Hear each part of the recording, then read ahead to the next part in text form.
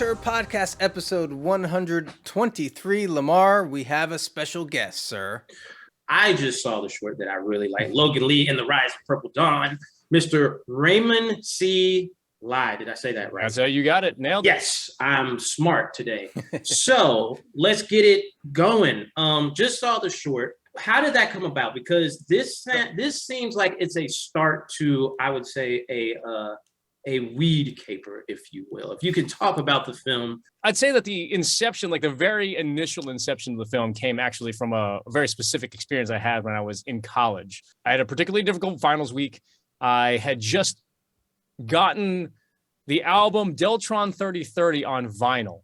For me, it's a very important album for me as a hip hop fan and as a sort of sci-fi fan, as a fan of concept albums. This is still kind of the high watermark for me. I went onto the rooftop of my buddy's building. He and I went up there together and shared this very big joint. Gotten sort of higher than I'd ever gotten up until that point in my life. And in an effort to sort of wash away the stress of the finals. There was something about that experience that sort of made me, because it both literally and figuratively altered the way I sort of heard and saw the world. I always knew that like that experience and that sort of way that it made me think about music and the way that Automator sort of mixed that album. Just, I don't know, it really planted the seed for what would become Logan Lee in my mind. Like if I had to like source it back to that. I think that then got coupled with, there was a movie that came out called Scratch, which is about, it was a documentary about turntablism. There's a line by a very famous DJ in that movie, DJ Qbert, and he talked about how when he first started scratching, he thought he was communicating to aliens. Like there was something about the way he was actually scratching. He thought he was actually communicating to like other galaxies. And that really burned into my brain. I was like, oh, that's really interesting because there's something about the way it's like something like Morse code or binary communication with the way that you when you're controlling a fader. And then through sort of sheer will and also like the internet, I got in contact with Automator. We started working together because he saw some of my other work and liked it. And then we started collaborating on a couple of things. And I don't think I've ever talked about this on any other interview. I've actually shot a version of Logan Lee in 2012 that will never see the light of day because it was not good. It was not good. It was not good. The version that saw the light of day was much better. And I was like, oh man, I should probably revisit that script. I always liked that character. I always liked those ideas. And now that I literally have the guy who inspired me to, come up with this film, like potentially in the wings to potentially do something, I should think about dusting this off. And then I pitched it to him and I think it was about halfway through the pitch. He's like, just stop. It's cool. I'm on board. Let's do it. And I was like, okay. So that kind of cemented. I was like, okay, then now this is actually going to happen for me. And so that is why it's a dream come true because I am such a huge fan of Automators, just being an Asian American hip hop fan and having an Asian American be such an influential hip hop producer. He was such a big presence and still is in my life that I was like, well, this is the universe being like, okay, now you can do the film. And I think that was absolutely the right decision. So that's a little bit of a long-winded answer to your question, but yeah, I think that's sort of where it came about. But it was obviously, it's a very personal film for me. I was a DJ in college. Cool. I liked certain girls in college, and yeah, so it was definitely a very very much a personal film for me. But also, I always loved They Live. Obviously They Live is a big influence on this film, and it's very apparent, and obviously a lot of people pointed that out, and very rightfully so. I don't think that's I'm not shying away from that at all. John Carpenter is probably the most important director to me, and so that one is a big one for me. Right on. Yeah, I definitely saw the They Live vibe in there. Now, what were, like, for you growing up, what got you into filmmaking? Did you go to film school, all that jazz? I did go to film school. To answer that question, I went to film school at USC. I went to grad school at USC, and I'd done like improv in high school. I did theater in college. I joined an Asian American theater group. So the Asian American theater group I joined in college was actually the theater group that was started by Randall Park, who shows up in the film at the end. That's where he and I met. And so we've been friends and collaborators for over 20 years at this point because of that group.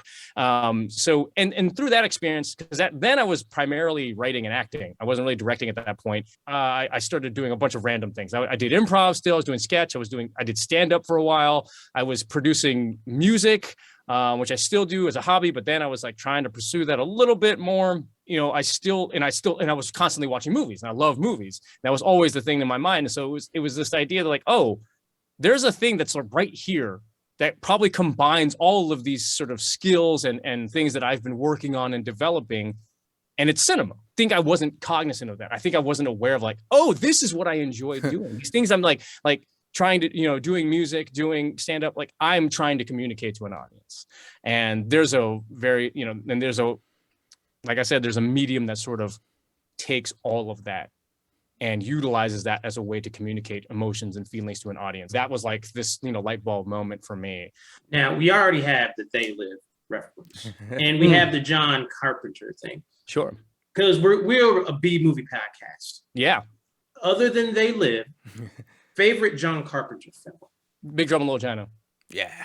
Yeah. Man, you know, and the crazy thing about that movie is like they're trying to remake it and stuff like that, but you can't remake you can't. No. I don't even want to No. Yes. I agree wholly. I mean, obviously, and you know, look, Big Trouble in Little China was obviously also a very huge influence on this film. I mean, I think it's pretty like we looked a lot of the design elements, obviously a lot of costuming elements. So, you know, I never shied away from that. I love, and people were always like, you know, why do you love that movie so much? And I think you know, it affected me a lot as a kid. You know, it's just like I'm sure you know, a lot of us saw it, you know, in our formative years, right? And there's an impression that certain images from that film have always just have made and have stayed with me, right? Like the image of David Lopan was the first time when his eyes ignite and he makes, you know, Jack Burton go blind. What do you think we referenced from our film? Like that is 100% where we got, you know, also just that Wang, for lack of a better way to get it, was the hero. He's the hero of the movie. Jack Burton is the bumbling fool who thinks he's the hero in the movie, right?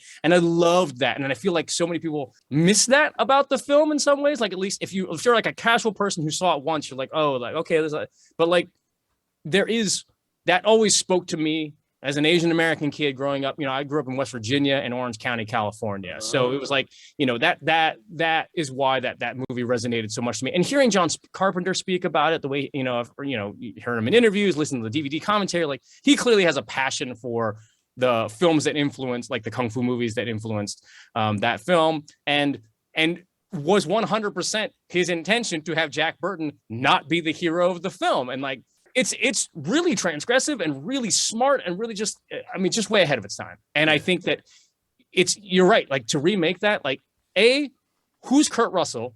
Like who is the sort of like who, you know, can be the joke and in on the joke at the same time. Like that's like, and I don't know. I'll just say I'll hold my criticisms and reservations till the final product, if it ever even comes out. Yeah, but I will say that like it's a hard one to remake, and I do think it'll be a disappointment. I would anticipate to be a disappointment, but we'll see. But that's So to answer your question, Big Trouble in China, 100%. We're on your side. It's fine. So Logan Lee and the Rise of the Purple Dawn, it ends with kind of a cliffhanger. Sure. Yeah.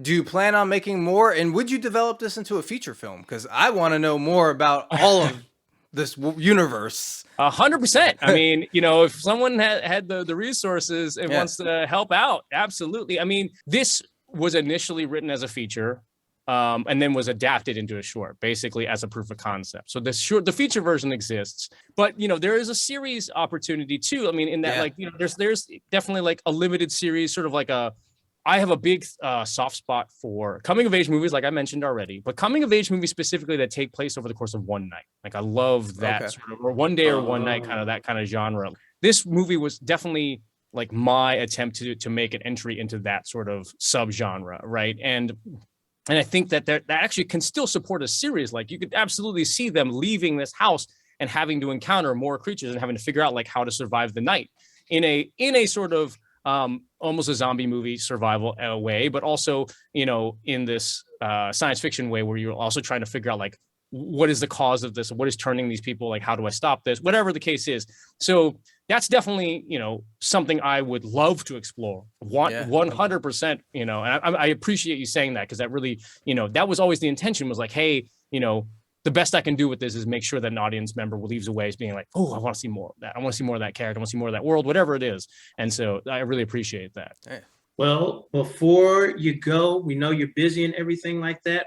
Yeah. Where can they see the film? Where can people contact you? All that good stuff. Absolutely.